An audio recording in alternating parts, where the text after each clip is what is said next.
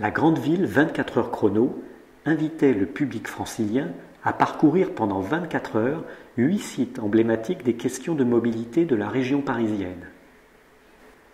L'arrivée sur le site exceptionnel et méconnu du chantier naval d'Achères donne lieu à une présentation de l'installation Engin égale territoire, imaginée par l'architecte Anthony Jam et le chercheur Antoine Beyer, suivie d'une exploration plus large du chantier naval d'Achères, du nouveau site d'extraction de granulats de GSM et d'un parcours sur le thème de la batellerie. Il est présenté ce matin-là par Panos Manziaras du ministère de la Culture et de la Communication. Je voudrais juste dire des mots. Il y a 3 raisons préliminaires pour lesquelles je suis très heureux d'être ici aujourd'hui avec vous. La première, c'est les bruits qu'on entend à l'intérieur. C'est-à-dire qu'il y a des gens qui travaillent sur la mobilité tous les jours et qui produisent, qui me paraît très important. C'est un espace qui produit et qui vit et qui n'est pas un espace, si vous voulez, symbolique. Là, il y a vraiment une production quotidienne des engins et de la vie. Et ça me fait évidemment plaisir. Deuxième raison, c'est que je me rends compte que j'ai face à moi Gabriel Dupuy, qui est une personnalité extraordinaire, un scientifique des réseaux, qui a écrit il y a presque exactement 20 ans un livre qui est sorti en France, qui s'appelle L'urbanisme des réseaux, qui a analysé tous les paramètres qui composent depuis très longtemps la vie des territoires à travers la question des réseaux et de la mobilité. Je dois dire que j'étais très influencé quand j'écrivais ma thèse, laquelle thèse est en grande partie responsable de ce que vous vivez aujourd'hui ici, parce que il s'agissait de parler des réseaux de la grande ville, dans la ville-territoire, de la mobilité. C'est donc l'occasion qu'on a saisie il y a 1 an et demi, quand la Cité de la Culture et du Patrimoine a fait une grande exposition sur la mobilité, intitulée Circuler, qui nous a permis de revoir le fondement même d'une idée de séminaire scientifique.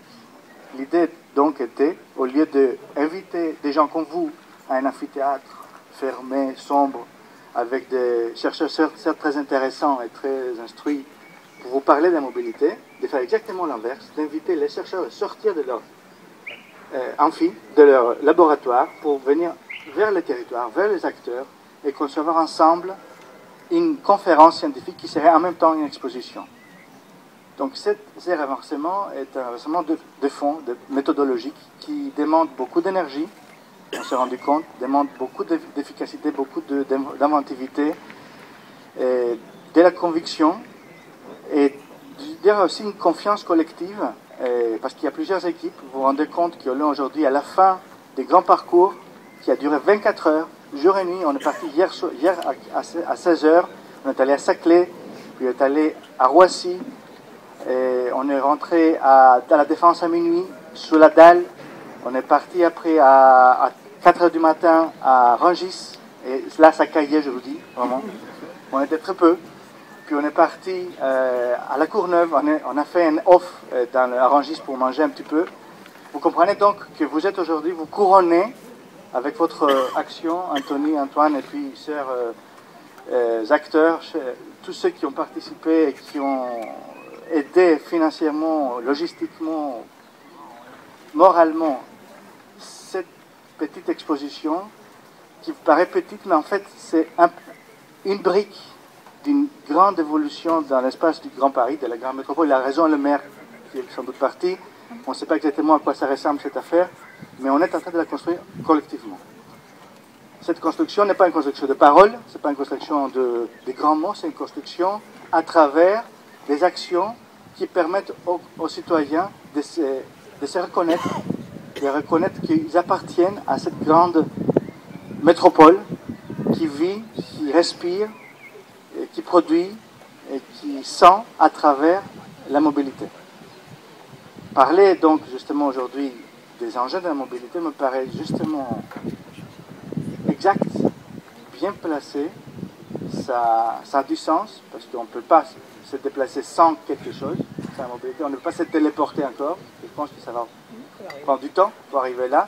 Donc ceux qui produisent, qui réfléchissent, comme monsieur vient de le dire tout à l'heure, sur les nouveaux engins ceux qui archivent les anciens engins, ceux qui les imitent, ceux qui les transforment, ceux qui les utilisent, sont ceux qui pratiquement permettent à nous, citoyens, de vivre la métropole.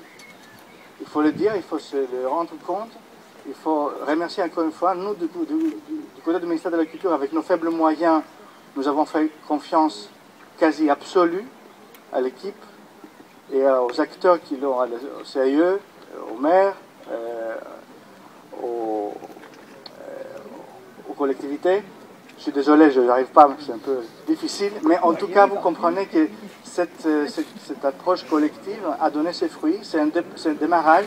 On espère que cet effort va se répéter, qu'on va arriver à avoir d'autres moyens, et d'autres participants et d'autres occasions pour répéter cette action périodiquement, pour construire une fiction collective, un sens d'appartenance qui nous paraît nécessaire si on veut ensemble construire le Grand Paris. Merci encore et bravo.